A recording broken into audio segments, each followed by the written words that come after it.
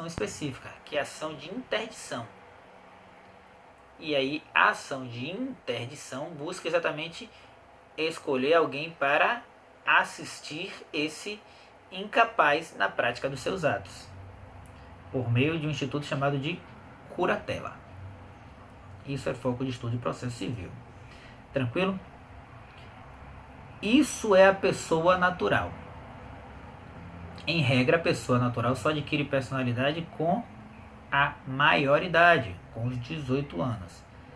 Em regra, porque eu tenho uma coisa chamada emancipação. O que é emancipação?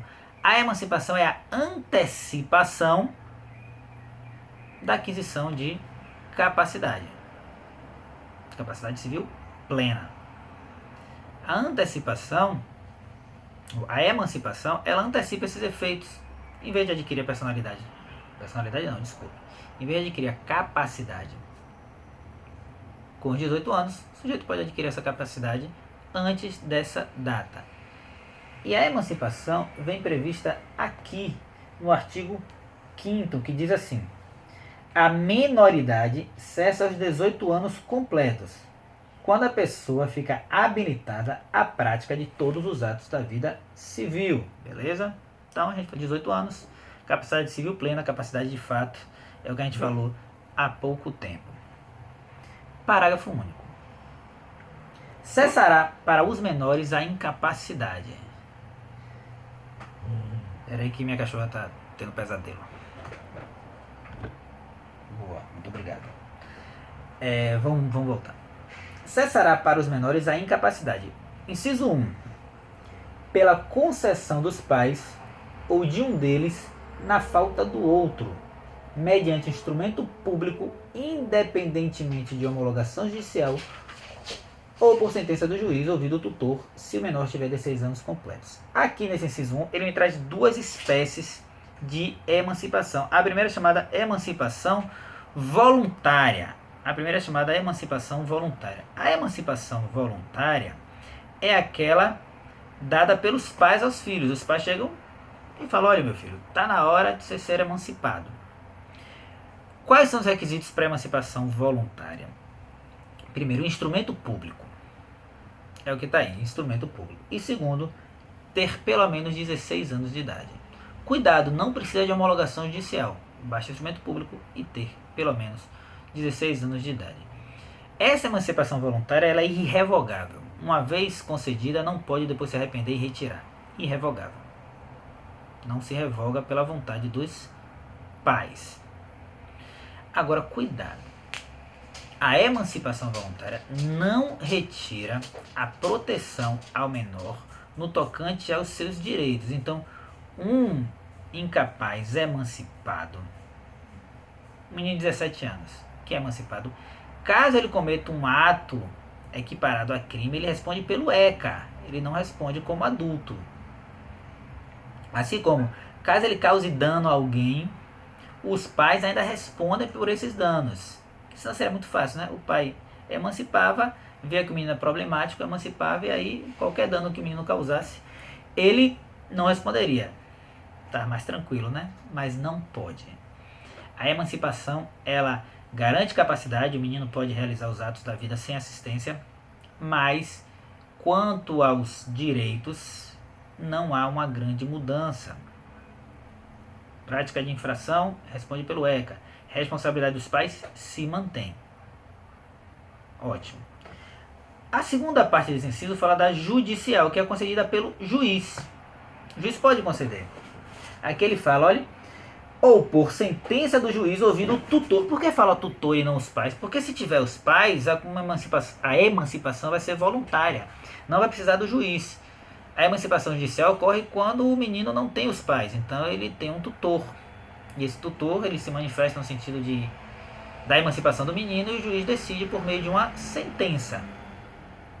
E aí não precisa, obviamente, de escritura pública, né? Mas a sentença já supre isso. E por fim, eu tenho as hipóteses legais de emancipação, ou seja, uma vez ocorrida a hipótese, automaticamente é considerado emancipado. Automaticamente, não há o que se discutir.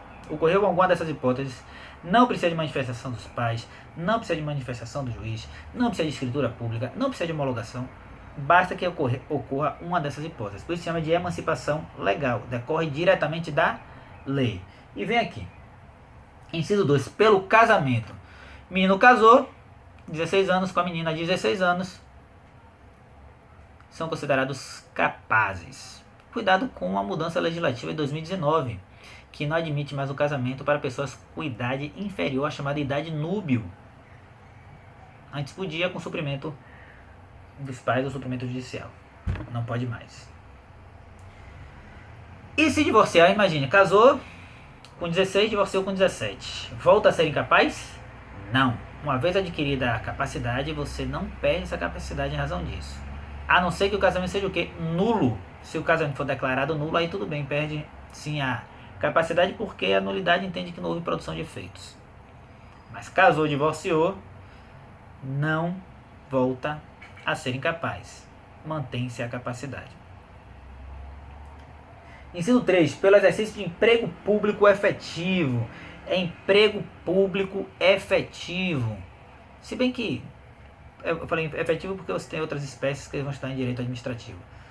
Hoje em dia é muito difícil que isso ocorra, porque você tem a regulamentação que tem que ser a partir de 18 anos. Então essa é uma hipótese que hoje é muito rara de acontecer. Na verdade eu não consigo nem imaginar um exemplo para isso ocorrer.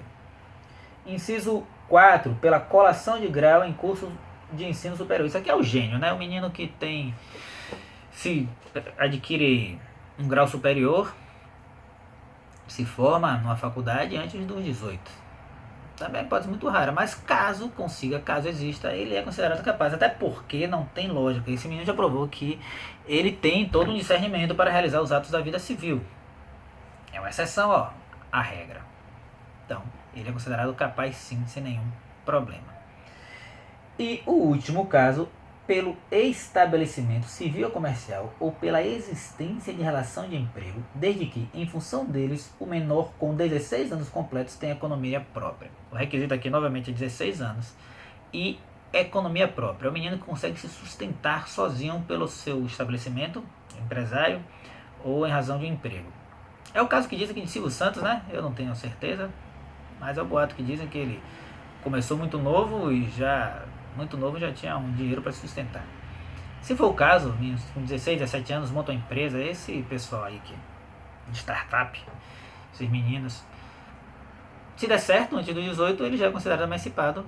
Novamente, ele mostrou que tem condições sim de realizar os atos da vida civil sem depender de assistência. Entendemos o que é a pessoa natural, como ela funciona, em que momento ela adquire personalidade, capacidade. Vamos parar por aqui, a gente volta depois com a parte 2 falando da morte. A gente viu como surge, agora a gente vai ver como se extingue.